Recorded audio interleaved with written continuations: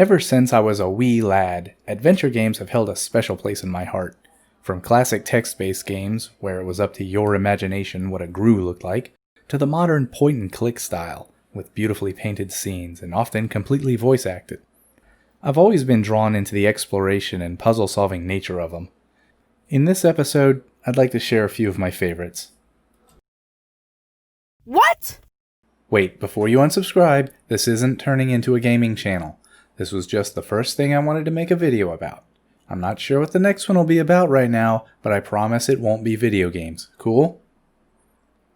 If you're still watching, then I'm assuming we're cool. Let's get to it. The first adventure game I remember playing, I don't remember the title. You see, when I was in the second grade, my elementary school hosted a computer learning class to teach kids how to use the TRS-80 color computer. The class itself wasn't really memorable, but afterward, the teacher would load up this one adventure game for us to all play while we waited for our parents to pick us up. It was similar to Zork, but I distinctly remember it took place in a mansion and there was a safe that you needed to find a combination for. I don't remember ever actually finishing this particular game, but I always looked forward to playing it. At home, I had a game called Sea Search. It was an early text adventure meets graphics kind of game. The top half of the screen would show you a picture of the scene, while the bottom half would give you a text description of the same scene. For example, "You are on a sandy beach. Of these directions, east, west. You see the ocean, a waterfall, a sign." Sea Search had a scoring system where you earned points by bringing different treasures to a cave behind a boulder. It wasn't until I was an adult replaying this game that I actually finished it. You see, there's one part where you need to break into someone's house to steal a credit card to buy scuba gear. My 6-year-old self evidently couldn't deal with the moral implications of committing credit fraud. And yes, I was a Boy Scout, but that's a different video. When we got our first NES, I got sucked into Shadowgate. It was the first really story-driven adventure game I'd played. The puzzles didn't always have straightforward solutions, and more than a few times I'd end up stuck. Or worse. But that just made solving the puzzles more satisfying. The coolest part for me was how the torch only lasted for so many actions before it went out, and when that happened, game over. Skipping ahead a few years, we come to King's Quest V, the first of the series I actually played. The King's Quest series had a mechanic that, sadly, is missing from most modern adventure games. The possibility of missing an item early in the game that makes it impossible to get past a certain point. The most famous example of this is a pie you need to get past a Yeti mid-game. This was the first game I needed a hint book in order to complete. In my defense, this was a Sierra game. Next up, Inherit the Earth, Quest for the Orb. This game came out around the time I started getting into the furry fandom. I learned of the game's existence by finding a hint book for it at a local software store. Unfortunately, they didn't have the game itself. When I finally got my hands on a copy, while fun, the game was disappointingly easy.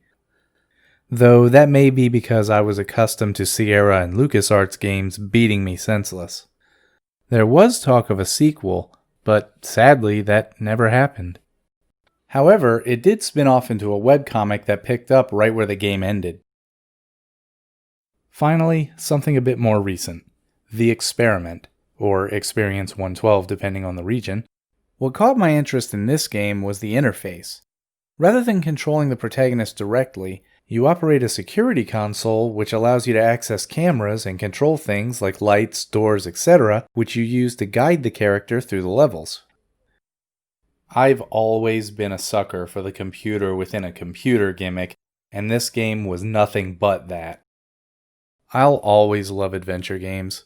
There's just something about them that ropes me in that other genres just can't match. I've had ideas for games of my own that I've wanted to make, but never learned how. These days, though, game-making tools are a lot more accessible, so who knows? Someday there might just be a game out there with "Buy Pickles" under the title. Well, this video is only late by a couple of weeks, and 6 months. I really did intend for this to come out by Christmas, but it just kinda got away from me. You probably noticed that I put a lot more effort into the art for this video than I did the last one, and that was a huge workload that I did not anticipate. It was one of those situations where in my head it would be no problem, but then in reality it was a problem. But I'm still happy with how it came out. I'd like to give thanks to a few people for their contributions.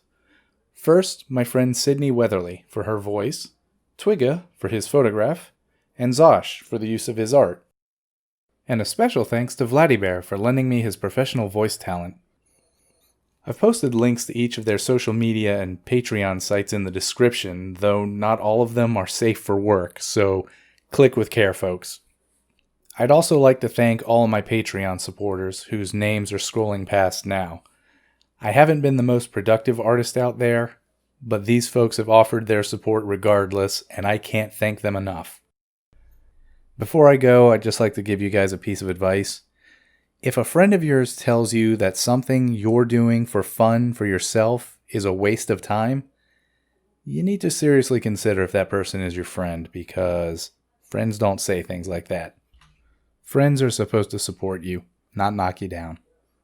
Stay safe, everyone. I hope you have a good day.